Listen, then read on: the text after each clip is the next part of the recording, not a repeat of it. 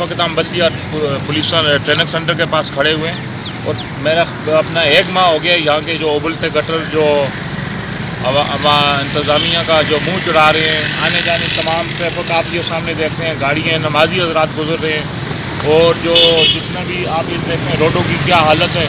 तमाम लोगों को परेशानियों का जो सामने है। इस तरफ भी पूरा रोड जो बिल्कुल जो गंदगी का गलाजत का ढेर बना हुआ है, लेकिन इंतज़ामिया DC वेस्ट हैं और जो ये जो मुतलका जो इंतज़ामिया है इनके कानों तक कोई जून तक नहीं रेंगती। बड़े अफसोस से कहना पड़ता है कि सिंध हुकूमत बुलंद बाग दावे करती है, लेकिन ये पुलिस ट्रेनिंग सेंटर के पास ये